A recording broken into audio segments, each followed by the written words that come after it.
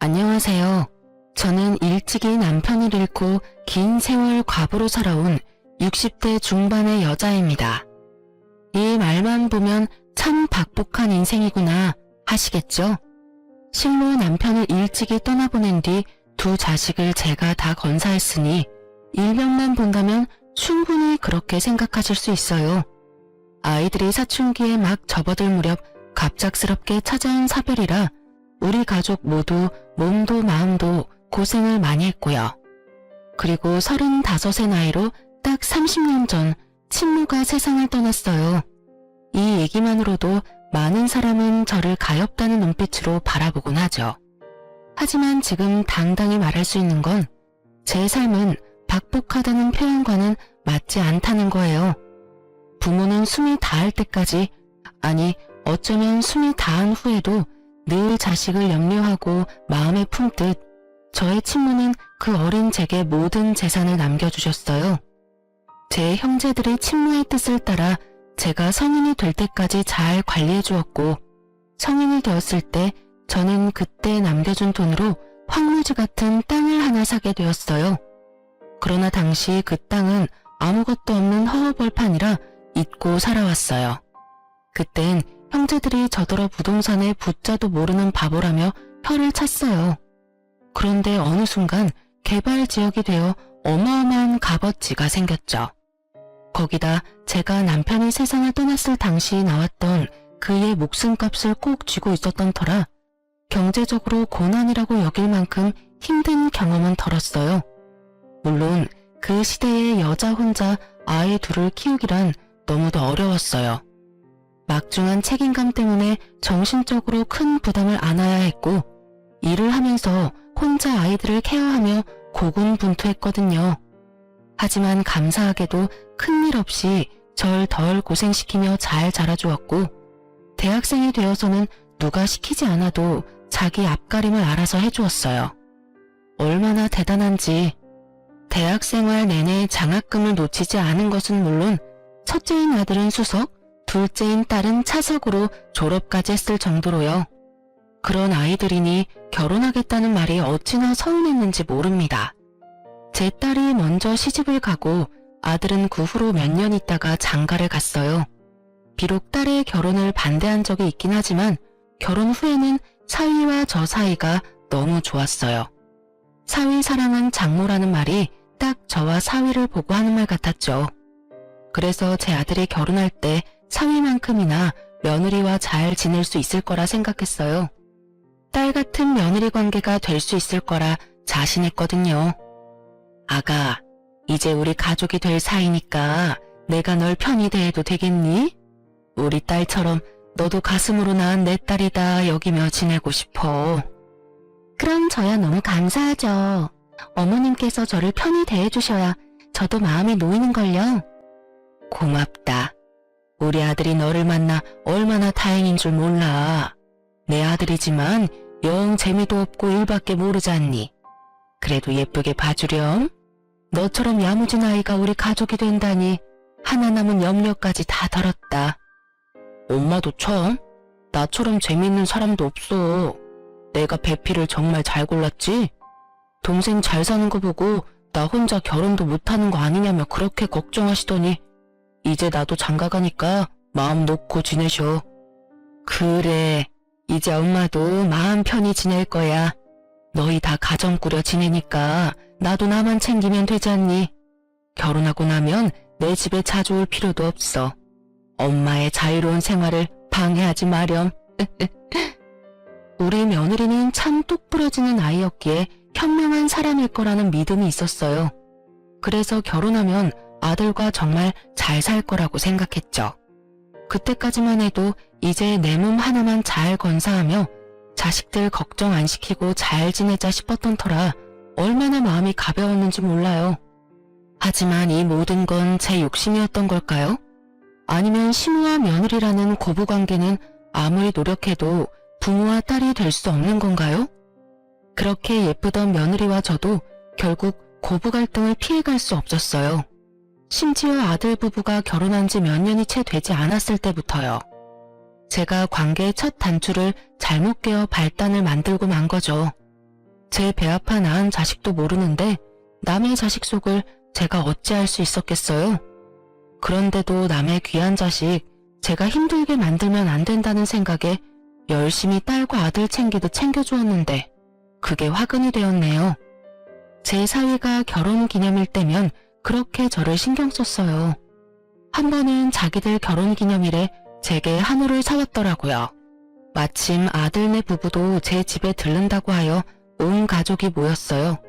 그래서 온 식구가 간만에 함께 식사를 나눴죠.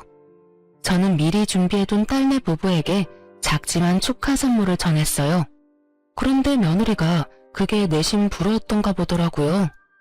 어머, 어머님께서 자식 결혼 기념일까지 챙겨주시는 거예요? 저희도 얼마 전에 기념일이었는데 아가씨랑 서방님은 좋겠어요. 그랬니? 미안하구나. 내가 미처 몰랐어.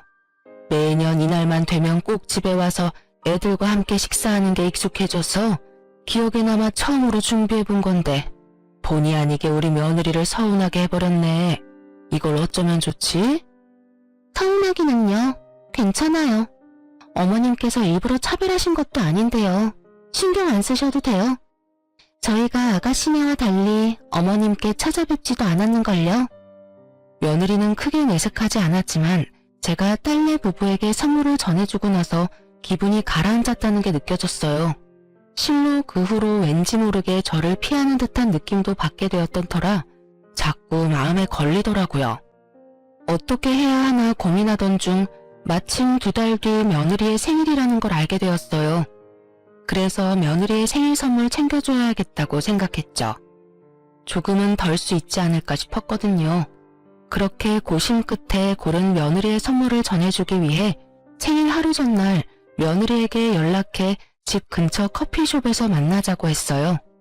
며느리는 갑작스러운 부름에 처음엔 놀란 듯 했지만 생일 선물을 받고는 화색이 돌더라고요. 하지만 그 자리에서 풀어본 선물을 보고는 표정을 확 구겼어요. 인상을 잔뜩 쓴 채 저를 쳐다보며 하는 말이 정말 기가 찼습니다. 어머님, 설마 어머님이 쓰시던 걸 포장만 해서 절 주신 건 아니죠? 그게 무슨 소리니? 누가 생일 선물로 쓰던 걸 준다는 거야? 내가 직접 가서 고르고 포장까지 부탁해 구매한 건데 무슨 문제 있니? 어머님, 이거 작년 시즌에 나온 팔찌잖아요. 선물이라면서 유행 다 지난 걸 주시면 어떻게 해요? 어? 내가 워낙 액세서리를 잘 안 해서 말이야. 직원이 추천해주는 것 중 내게 가장 잘 어울릴 것 같은 걸 골랐는데 팔찌에도 유행이 있는 줄은 몰랐구나. 그리고 저 이미 이 팔찌는 있는 거예요. 똑같은 걸 2개나 가지고 뭐 하나요? 어머님께서는 센스가 부족한 편이신가 봐요. 이러면 챙겨주고도 좋은 소리는 못 들으실 텐데요. 예, 너 무슨 말을 그렇게 하니? 참 의외의 모습을 오늘 보여주네. 네가 그 팔찌가 있는지 없는지 내가 어떻게 알겠어. 그리고 아무리 그래도 그렇지 사람 성의를 이런 식으로 표현하는 게 맞니? 제 엄마였으면 이렇게 돌려 말하지도 않죠. 딸처럼 여기신다고 했으니까 저도 조금은 솔직히 말씀드릴게요. 이 팔찌값만큼 돈으로 주시고 이거 환불해주세요. 뭐야? 돈으로 달라는 말은 도대체 왜 하는 거니? 선물이 마음에 안 든다고 시어미한테 지금 이렇게 말을 하는 게 맞는 거야? 참 황당해서 말도 안 나오네. 저는 잘 이해가 안 되네요. 제 생일을 축하해주기 위해 주신 선물이 마음에 안 들고 어머님께서는 액세서리 보는 안목은 없는 것 같으니까 그냥 그 값만큼 돈으로 주면 제가 알아서 유용하게 쓰겠다는데 뭐가 문제인가요? 가족이니까 터놓고 편하게 말하는 것 뿐인데요. 예, 그냥 선물 안 준 걸로 하자. 그렇게 안 받는데 어떻게 단둘이 있다고 곧바로 이런 모습을 보여? 돈이고 팔찌고 지금 상황에선 아무것도 내게 해주고 싶지가 않아. 사람 마음을 이런 식으로 무시하는데 내가 왜 네가 말하는 것처럼 하겠니? 시간 내서 나오느라 고생했으니 마저 차나 마시고 가렴. 저는 며느리의 뻔뻔한 말투에 화가 치밀었어요. 째째한 사람이 되더라도 챙겨주고 싶지가 않아지더라고요. 아무리 마음에 들지 않더라도 이게 맞는 건가요? 하지만 며느리는 제가 선물 안 준 셈 치자고 하니 저더러 쫌팽이라며 선물도 받는 사람이 기뻐야 하는 것 아니냐며 따박따박 말대꾸를 하는데 정말 한 대 쥐어받고 싶은 심정이었어요. 그런데 결국 제 마음을 괴롭히는 말을 며느리가 하더라고요. 막말로 아가씨한테 하는 선물이면 신상이 뭐냐고 먼저 물어보지 않았겠어요? 참, 재산 좀 있다고 며느리한테 함부로 하는 거야 뭐야? 뭐야? 내가 언제 내게 함부로 했다는 거니? 너는 어른 앞에서 말 가려할 줄도 모르니?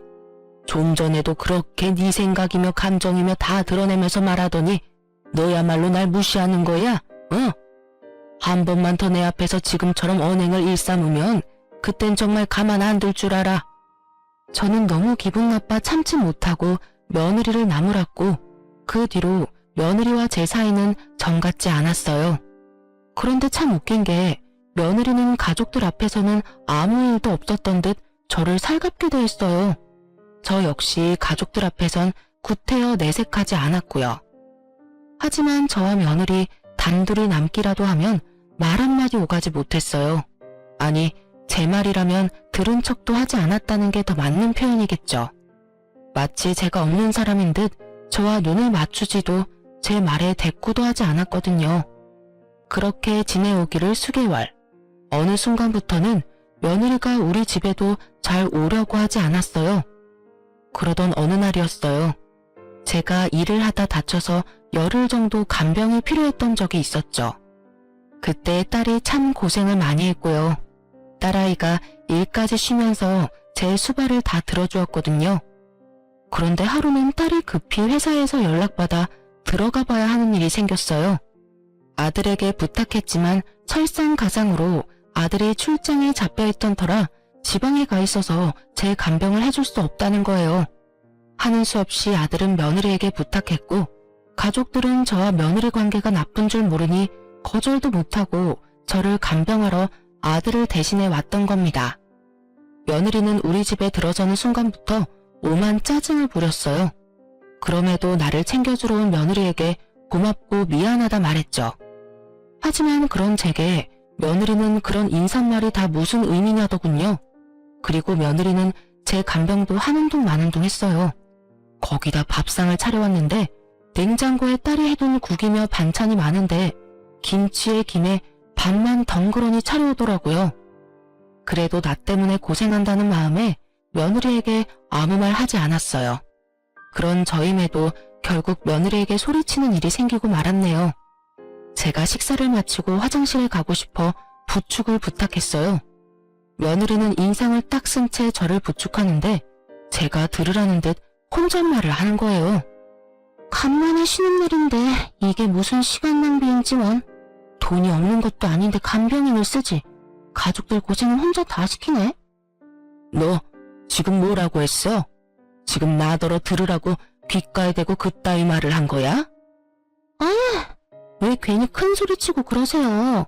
귀청 떨어지는 줄 알았네. 제가 무슨 틀린 말을 한 것도 아닌데 왜 역정을 내고 그래요? 정말 너 못 쓰겠구나. 그래, 내가 아파서 내게 몇 없는 쉬는 날 고생시켜 유감이다. 나도 네가 그 말을 하기 전까진 미안함이 가득이었는데 되려 그렇게 툭 까놓고 말해주니 내게 이렇게 큰 소리도 칠 수 있고 아주 고맙다. 아, 진짜 와서 고생하는 사람한테 왜 이러는 거야? 어머님, 지금 저 없으면 어머님 수발 들어줄 사람 없어요. 이럴 땐 들어도 못 들은 척 잠자코 계시는 거라고요. 뭐? 네 도움 필요 없다. 돌아가. 너처럼 싹퉁머리 없는 애랑 조금만 더 붙어있다간 속에서 천불이 날 지경이니까 그만 가. 어디서 이런 못돼 처먹은 것이 들어와서는 사람 속을 매번 이리도 뒤집어대. 흥, 가라고 하면 누가 못 갈 줄 알아요? 다치더니 제정신이 아니네. 무망이 나도 단단히 났어. 어디 어머님 혼자 간병 잘해보시던가요 그럼. 저는 결국 며느리에게 나가라고 소리쳤고 며느리는 그런 제 말에 이때다 싶었는지 횡하니 집을 나가버리고 말았어요. 그날 저의 몰골은 정말 말도 아니었어요. 딸아이가 퇴근하고 돌아와서는 제 꼴을 보고 기양을 했더라니까요. 새언니는 어디 갔느냐며 단단히 화가 났던 딸을 달래느라 진을 뺐어요. 결국 딸과 아들 모두 그날 처음으로 며느리의 민낯을 알게 되었어요. 그 후로 한참 동안 며느리의 얼굴도 못 봤어요. 제가 나중에 연락을 해봤지만 전혀 받지 않았죠. 명절 때마저도 집에는 들러보지도 않았고요. 저는 도대체 내가 뭘 그리도 잘못한 거냐며 자식들에게 물었어요. 아들 말로는 제가 며느리를 너무 들들 볶아 힘들다고 했다며 앞으로는 명절도 각자 집으로 가자고 말이 나왔대요. 그 말을 들은 뒤 저도 며느리는 없는 가족인 셈 치며 지냈어요. 계속 연락해 정말 며느리가 제게 복귀게 만들고 싶지도 않았고 제게 느낀 작은 서운함을 시작으로 저와의 관계를 이렇게까지 악화시킨 며느리가 저 역시 너무 미웠거든요. 그렇게 며느리의 목소리 한 번을 듣지 못한 채 지내기를 2년 반. 검진을 갔다가 유방암 진단을 받게 되었습니다. 참 암이라는 소식만으로도 마음이 너무도 심란하더라고요. 자식들에게 이 사실을 어떻게 알려야 하나 참 고민이 많았어요. 하지만 제가 숨긴다고 숨겨질 문제는 아니니 딸과 아들에게 털어놓았어요. 자식들이 저보다 더 씩씩하더군요. 완치율이 높은 편이니 너무 염려 말고 수술 잘 받는 것에만 집중하라며 저를 위로해주는데 신기하게도 마음이 놓였어요. 그렇게 저는 씩씩하게 유방암 수술을 받게 되었습니다. 그런데 짧지 않은 기간 동안 단 한 번도 코빼기도 안 보이던 며느리가 회사에 연차까지 내고 저를 간병하겠다며 나서는 거예요. 처음엔 그런 모습이 너무도 황당하고 부담스러웠어요. 어머님, 제가 그동안 찾아뵙지 못해서 죄송했어요. 어머님께서 아프다는 소식을 들으니 그제야 정신이 좀 들더라고요. 그동안 제가 너무 무례하고 경솔한 태도로 지냈다는 걸 느꼈어요. 그러니 이번만큼은 제가 어머님을 돕고 싶어요. 그래, 네가 용기를 내어줬다니 고맙다. 그간 쌓인 안 좋던 감정 나도 털어내마. 하지만 괜한 고생할 필요 뭐 있니? 우리 애들한테도 간병해주지 않아도 된다고 이미 말해뒀으니 너까지 신경 쓸 것 없어. 어머님, 제 마음 성의를 이렇게 무시하시면 제가 너무 서운하네요. 제가 반성하는 마음으로 어머님을 챙기고 싶어 그래요. 좋은 마음으로 너그러이 이해해주시고 허락해주세요. 얘가 이번엔 왜 이리도 집요하게 굴어? 괜찮다니까. 내 몸 하나 내가 건사 못하겠니? 걱정해주는 마음은 고맙지만 정말 내가 알아서 할 수 있으니 이 이야기는 그만하고 오늘은 그만 돌아가렴. 며느리는 그날따라 유독 집요하게 고집을 부렸어요. 한사코 괜찮다는 제 말에 서운하다는 표현까지 하는데 정말 제가 나쁜 말이라도 한 것처럼 마음이 좋지 않더라고요. 하지만 다른 큰 병도 아니고 앞으로 건강관리에만 힘쓰고 병원만 꼬박꼬박 잘 다니면 되는 걸 무슨 간병까지 받으며 자식들 고생을 시키겠어요. 그런데 다음날 며느리가 아들을 어떻게 구워 삶았는지 아들과 함께 찾아와서는 또다시 간병 이야기를 꺼내더군요. 엄마, 그러지 말고 이번엔 며느리 챙김 받으면서 편하게 지내요. 요 며칠 수술 받고 병원에 있느라 고생하셨잖아요. 며칠만이라도 챙김 받으면 엄마도 편하고 더 좋을 거예요. 저희도 안심되고요. 저번에는 모른 척 하던 애가 갑자기 무슨 마음을 먹고 간병을 다 해준다니. 애가 어디 밥을 잘못 먹은 것도 아니고 안 하던 짓을 왜 갑자기 하겠다는 건지 원. 저번엔 간병도 부축도 뭐 하나 제대로 해주질 않았다. 같이 있으면 내가 더 불편했어. 그러니 너가 잘 말해서 간병은 필요 없다고 말해주렴. 에이 엄마, 저번엔 반성 많이 했대요. 엄마가 그렇게 아픈 줄 몰랐다면서 이제라도 며느리 돌이 해주겠다는데 제가 어떻게 거절해요. 엄마랑 더 가깝게 잘 지내고 싶은 마음에 노력하는 거니까 엄마가 이번에만 좀 져주세요. 네? 그런 말을 듣고 어떻게 또 거절을 하겠어요. 결국 저는 며느리의 도움을 며칠 받기로 했어요. 한번 간병받을 때 며느리와 대치가 있던 적이 있으니 걱정이 앞섰던 게 사실이에요. 하지만 며느리는 그런 제 염려와 달리 저를 정말 살뜰히 챙겨주었어요. 하루 이틀 하다 말겠지 싶었지만 사흘이 지나도록 변함없이 아침 일찍 찾아와 제 끼니며 집안일까지 뭐 하나 빼놓지 않고 정말 잘해줬죠. 저는 그런 며느리에게 고마운 마음이 들었어요. 그래서 제 카드까지 쥐어주며 저를 살펴주는 동안 편하게 사용해도 좋다고 얘기했어요. 며느리는 마지못해 받는 듯 잘 가지고 있다가 돌려주겠다고 말하더군요. 저는 정말 이래서 가족이 최고구나 하는 생각도 하게 되고 며느리와 거리를 두고 지낸 것에 대한 미안함이 절로 들더라고요. 그렇게 며느리가 우리 집을 와 저를 간병해준 지 일주일쯤 지났을 때였어요. 아침 7시면 알람 시기라도 된 듯 왔던 며느리가 점심때가 다 지날 때까지도 오지 않는 거예요. 혹시 저를 챙기다 몸살이라도 난 건 아닌가 걱정이 되어 전화를 걸어도 안내 음성만 들릴 뿐 연결이 되지 않았어요. 오후 4시 다 될 때까지도 깜깜무소식이라 아들에게라도 연락해 며느리의 안부를 물으려는 찰나 현관문이 열리는 소리가 들렸어요. 우리 집에 들어온 사람은 다름 아닌 며느리였습니다. 그런데 며느리 손에 엄청난 양의 쇼핑백이 들려있는 게 아니겠어요? 저는 당혹스러운 마음에 이게 다 뭐냐고 물었죠. 그런데 며느리는 저를 죽을 듯 노려보며 이렇게 말하더군요. 보면 몰라요? 쇼핑하고 온 거잖아요. 어머님께서 준 어머님 카드로 그동안 고생한 저를 위한 선물들 좀 샀어요. 왜요? 저더러 편히 쓰라고 주셔서 편히 썼는데 뭐 문제 있어요? 갑자기 너 태도가 이게 뭐니? 네가 경솔했다며 사과한 지 얼마나 됐다고 또 이러는 거야? 사람이 연락해도 받지도 않고 너 몸살이라도 난 줄 알고 내가 얼마나 걱정한 줄 아니? 기가 막혀라. 걱정이 무슨 걱정? 집안일 해줄 사람 없어서 그런 거 누가 모를 줄 알아요? 어머님은 멀쩡한 몸으로 제 챙김받느라 아주 좋으셨겠어요. 암이라는 소식에 나섰던 내가 정신 나간 인간이지. 내가 그렇게 필요 없대도 네가 하겠다고 나서놓고 이제와 한다는 말이 뭐? 너 이렇게 내 뒤통수나 치자고 간병하겠다고 나섰던 거야? 그런 거니? 뭐 이런 게 다 있어? 누가 네 도움이 필요하다고 했니?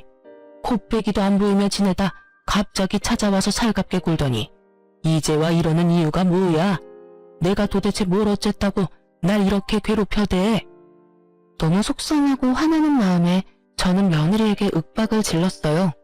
그러자 며느리가 이죽거리는 표정을 잠깐 짓더니 양손에 가득 들고 있던 쇼핑백을 저를 향해 마구잡이로 집어던지며 막말을 퍼부어댔어요. 내가 진짜 마음에서 우러나와 당신을 챙기겠다고 한 줄 알아? 암이라면서 왜 하필 걸려도 그런 하찮은 암에 걸려서 지독하게 살아대는 건데? 내가 일주일 동안 생고생을 한 이유가 뭔데? 이제 와서 뭐? 유방암?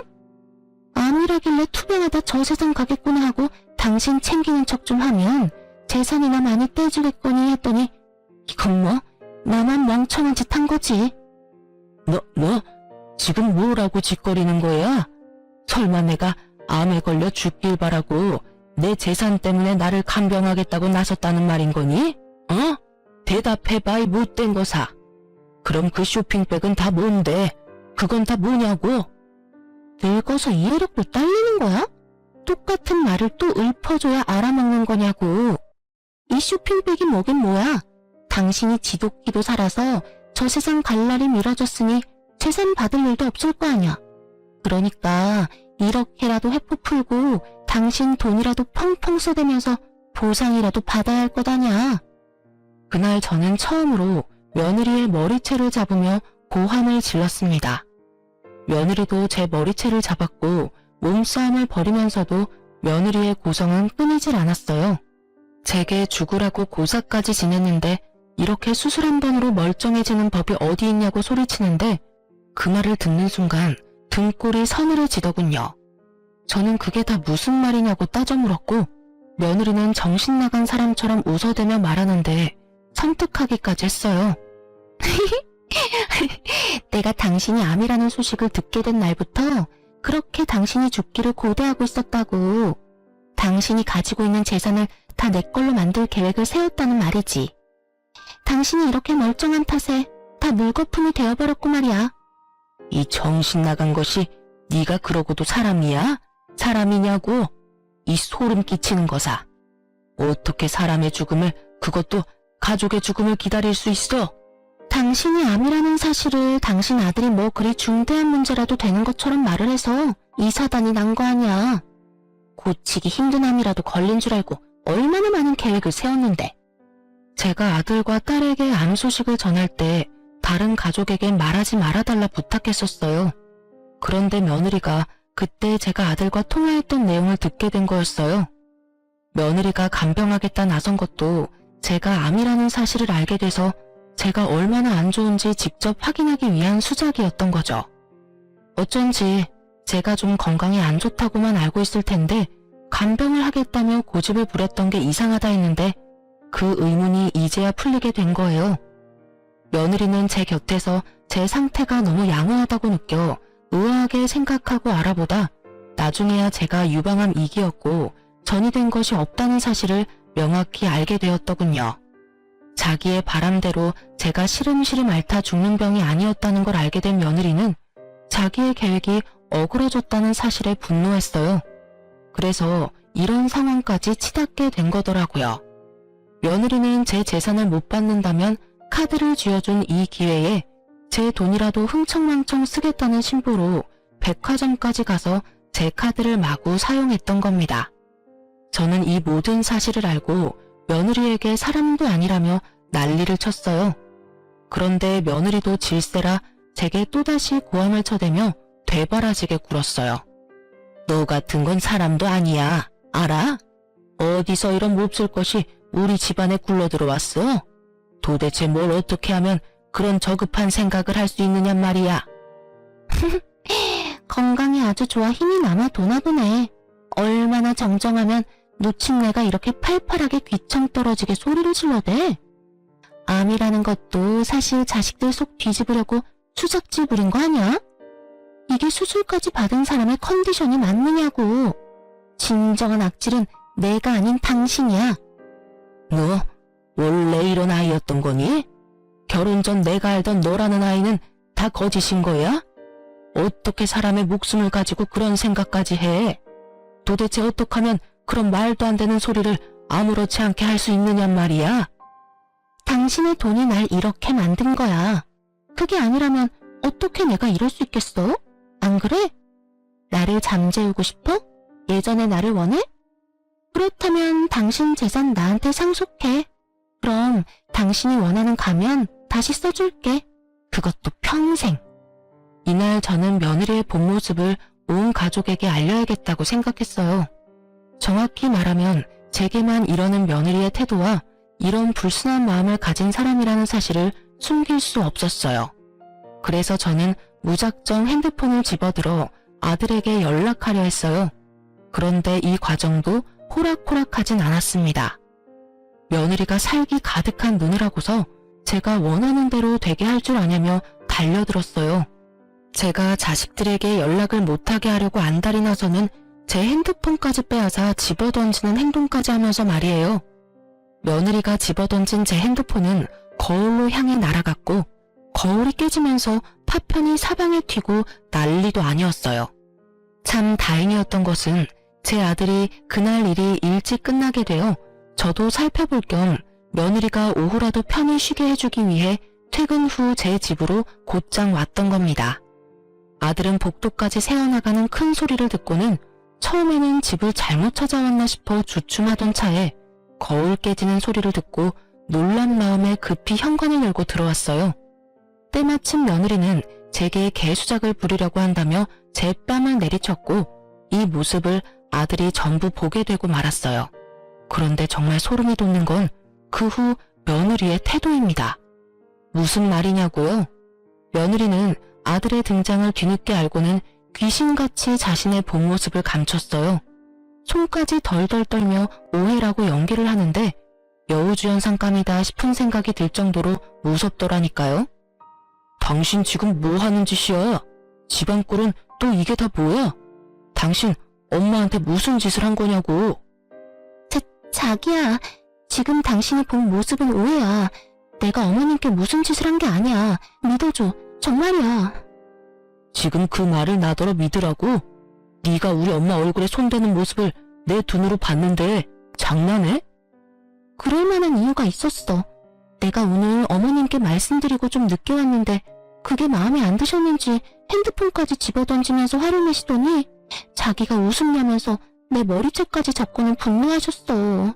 그러더니 갑자기 자기 뺨을 때리라며 무섭게 윽박 지르셨어. 그래서 하는 수 없이 어머님이 시키는 대로 했을 뿐이야. 정말이야. 지금 장난해? 그 말을 믿으라고 하는 말이야? 우리 엄마가 정신이 어떻게 되지 않고서야 당신한테 그럴 리가 없잖아. 정말이야. 내게만 유독 이러시니 그동안도 시댁에 거름하지 않았던 거란 말이야. 어머님, 제가 죄송해요. 내일부턴 늦지 않을게요. 저는 어머님이랑 가족들에게 선물을 주고 싶은 마음에 늦을 것 같다고 말씀드리고 다녀왔을 뿐인데 이렇게 어머님께서 화내실 줄은 꿈에도 몰랐어요. 저는 그런 며느리의 모습에 다리에 힘이 풀려 그대로 바닥에 주저앉고 말았어요. 이리도 무서운 사람인 걸 알지 못했던 과거가 이런 상황까지 와버린 현재가 너무 싫더라고요. 아들은 그런 제 모습에 한 걸음에 달려와 저를 부축했어요. 저는 크게 심호흡을 한 뒤 며느리에게 한 발 가까이 다가가 그대로 며느리의 뺨을 내리쳤습니다. 며느리는 사시나무 떨듯 겁에 질린 표정을 하며 자기의 뺨을 감싸더군요. 저는 그런 며느리의 모습을 무시한 채 아들에게 말했어요. 아들, 잘 왔어. 이제 나도 마음이 편하네. 가서 홈카메라 확인해 보렴. 며느리의 말이 맞는지 네가 직접 확인하는 게 좋겠어.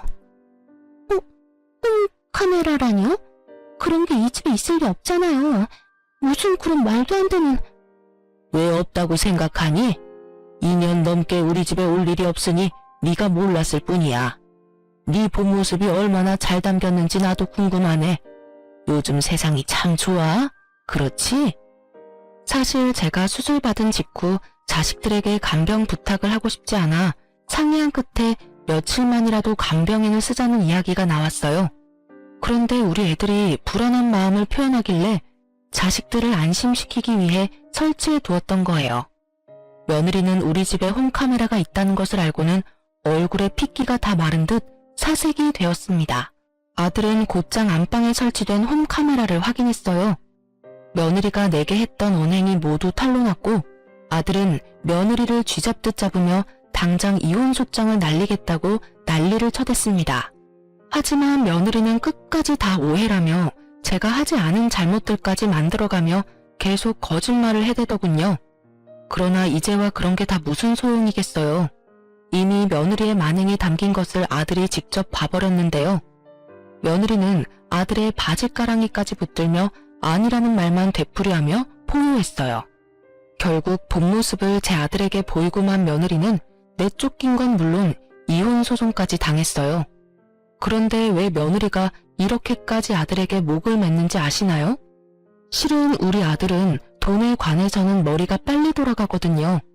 그래서 일적으로 번 돈을 어마어마하게 불린 자산가예요. 며느리는 그런 우리 아들의 능력과 돈을 사랑했던 거죠. 나중에야 아들을 통해 알게 된 사실 중 하나가 있는데 바로 며느리가 물욕이 어마어마했다는 거였어요. 며느리는 시댁에 왕래하지 않는 동안에 자기가 버는 돈은 자신을 치장하는 데 전부 쓰고 생활하는 건 전부 제 아들의 돈으로 지냈더라고요. 아들은 그런 상황에서도 한 번도 며느리를 탓하지 않고 참으며 지냈던 거였어요. 그런데 저를 대하는 태도를 알게 된 것과 저의 죽음에 대해 가벼이 여긴 것, 그리고 복수심을 느끼며 제 돈으로 그것을 풀었던 점까지 이 모든 걸 알고는 더 이상 참으면서까지 부부의 연을 이어갈 가치가 없었던 거예요. 거기다 며느리의 만행은 이혼 소송에서 아들이 유리하게 작용하는 발판이 되어주었어요.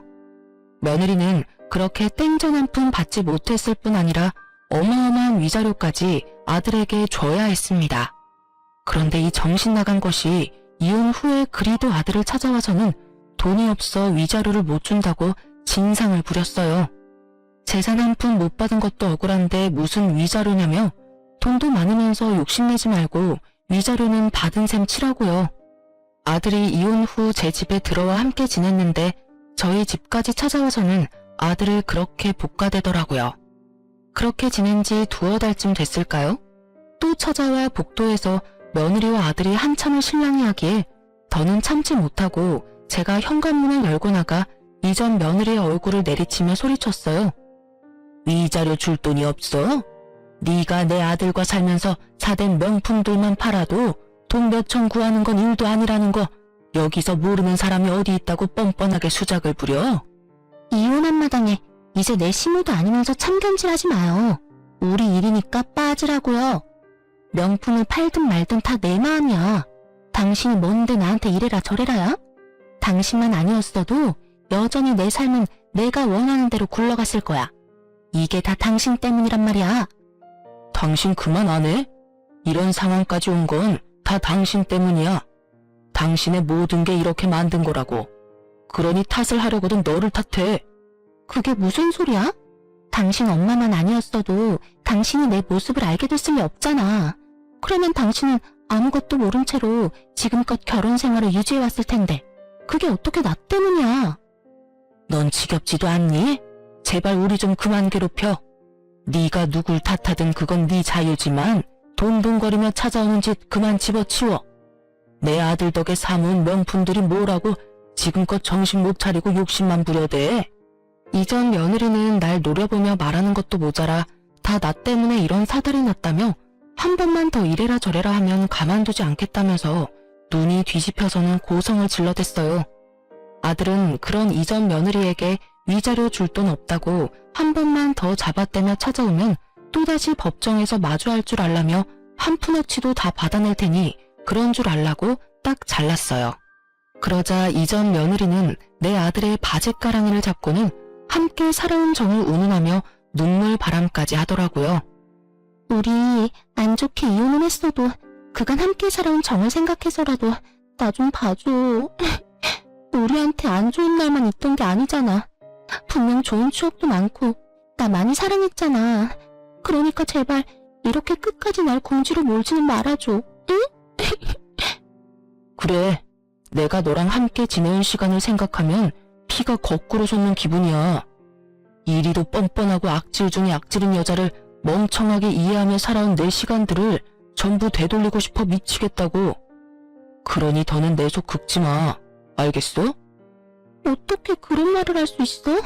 그래도 사랑했던 여자한테 어떻게 그런 모진 말을 해. 위약금만 받은 셈 쳐주면 찾아오지 않는다고 했잖아. 돈도 많으면서 그게 그렇게 어려운 거야? 도대체 왜 끝장을 보려고 그러는 건데. 내가 가엾지도 않아? 내게 이렇게 버려진 내가 가엾지 않느냐고. 아들이 괴롭다는 듯 소리치는 모습에 어찌나 눈물이 핑 돌고 이전 며느리가 사무치게 미운지 비련의 여주인공이라도 된 듯 가련한 척 눈물을 훔치는 모습에 집에 들어가 굵은 소금을 냅다 한 바가지 들고 나와서는 마구 뿌려댔습니다. 썩 꺼져. 이 버러지만도 못한 거사. 내 자식 앞에서 그리고 내 앞에서 당장 사라지란 말이야. 이 악마보다도 더 악마 같은 거사. 내 눈에 흙이 들어와도 내게 베풀 아량은 없으니 그만 돌아가. 애수 없는 것. 이 인간이 진짜 미쳤나? 이게 뭐 하는 짓이야? 짜증나. 일 때 못 낄 때 분간도 못하는 놓친내가? 진짜 똥이 더러워서 피하지 무서워서 피하나? 간다 가. 한 사람 인생을 이따위로 망쳐놓고 당신은 떵떵거리며 잘 살 것 같아? 두고 봐. 내가 당신 지옥에 빠뜨릴 거야. 결국 이전 며느리는 제가 뿌려댄 굵은 소금을 왕창 맞고 제게 악담을 퍼부은 뒤 제 발밑에 침까지 뱉고는 돌아갔어요. 그리고 얼마 후 이전 며느리는 아들에게 위자료를 보냈더라고요.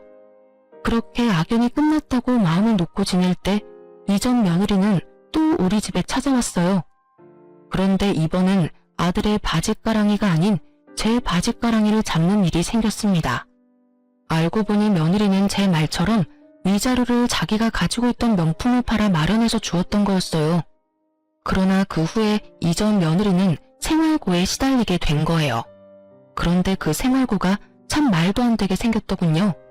이전 며느리는 명품 사재기를 끊지 못했고 아들과 부부였을 때 가진 물욕을 버리지 못한 채 자기가 버는 돈으로 명품을 사드는 바람에 카드빚이 어마어마하게 불어나고 말았던 거죠. 그렇게 위자료를 준 지 석 달 만에 제게 찾아와서는 아들과 재결합을 할 수 있도록 힘 좀 써달라며 애원을 해댔어요. 어머님, 제가 경제적으로 힘들어 보니까 이제야 제가 얼마나 행복한 결혼 생활을 했던 건지 알겠어요. 제발 민석 씨와 재결합할 수 있도록 힘 좀 써주세요. 그게 무슨 말도 안 되는 소리야.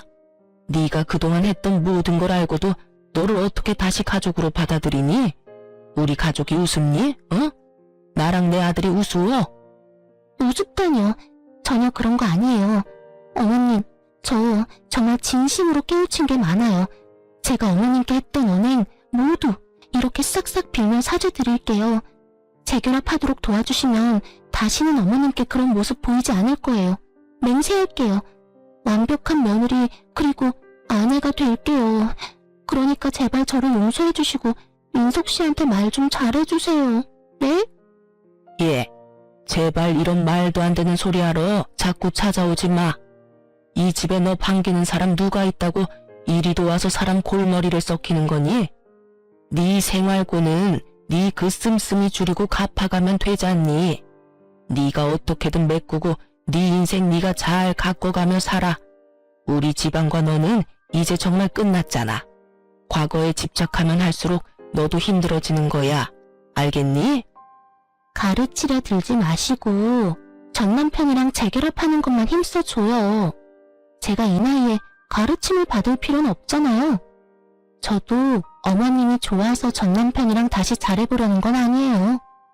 남편의 어머님이니까 그냥 적당히 선 지키며 지낼 거고, 그래서 이전에 제 모습은 보여주지 않겠다고 말할 수 있는 거고요.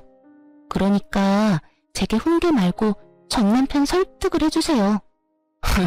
참나, 내가 왜 그래야 하니? 과거엔 몰라도 이제 넌 내 마음에 들지 않는 아이야. 아니, 넌 절대 우리와 다시 가족이 될 수 없는 아이야. 그러니 괜히 서로 감정 상하는 만남 그만두고 너도 네 삶을 살아.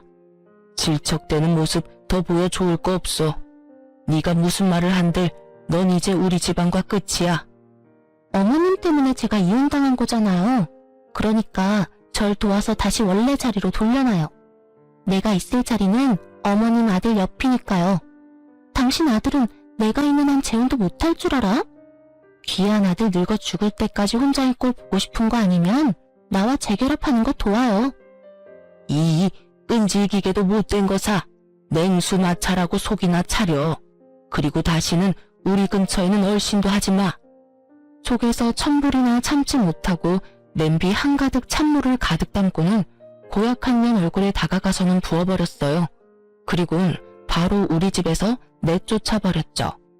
하지만 이 속도 없는 것은 몇 번이나 다시 찾아와서 재결합을 운운했어요. 하지만 저와 아들은 이런 이전 며느리를 끝까지 무시했고, 이 지긋지긋한 악연과는 이혼 승소 후 1년이나 지나서야 끝이 났어요.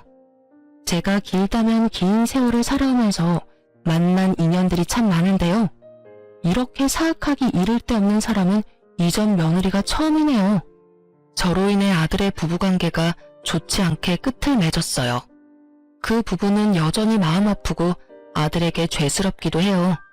그래도 다행인 것은 아들이 이전 며느리와의 관계를 정리한 후 서서히 얼굴이 폈다는 점이랍니다. 지금은 아들과 저 단둘이 함께 지내면서 더 없는 행복한 날들을 보내고 있어요. 아들도 지금의 생활이 훨씬 가벼운 마음이라고 말해주네요. 아들이나 저나 이전 며느리와는 악연이었나 봅니다. 아들과 별개로 저 역시 며느리와 더는 엮일 필요 없다는 사실이 제 숨통을 틔워주는 것 같아 좋기도 하면서 한편으론 씁쓸하기도 해요. 이전 며느리가 참 좋은 사람이었다면 든든하고 평범한 날을 보냈을 텐데 하는 생각이 아주 가끔 들어서 그런가 봐요.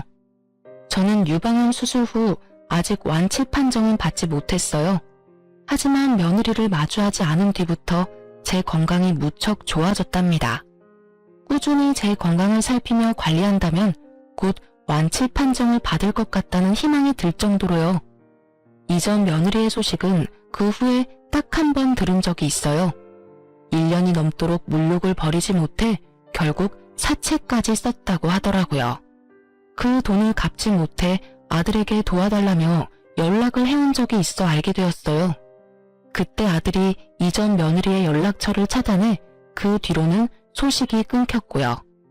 이런 일을 경험하고 보니 며느리와 꼭 맞는 말은 흥망성쇠가 아닐까 싶어요. 제 아들과 잘 지내던 때를 등지고 결국 결과적으로 망하게 되었으니 말이에요. 저는 이 일을 계기로 모든 일에는 부귀 빈천이 있음을 다시금 깨닫게 되었던 것 같아요. 앞으로는 우리 가족들과 함께 남은 생을 활짝 꽃피우며 향기로운 날로만 채워가고 싶어요. 흥망성쇠와 부귀 빈천이 물레바퀴 돌듯 한다는 말을 늘 생각하며 지금 저의 재산에 자만하지 않고 저라는 사람의 가치를 알고 늘 제 사람들을 잘 보살피고 베풀며 살아갈 거예요. 살면서 나의 태도가 얼만큼 내 삶을 좌우하는지 너무도 잘 알게 된 경험이었다 생각하며 제 아들도 저도 서로를 보듬으며 그렇게 더없이 찬란한 앞으로를 위해 나아갈 겁니다. 제 사연을 들어주신 많은 분께도 찬란히 꽃피는 날들 가득하기를 바라며 마칩니다. 들어주셔서 감사합니다.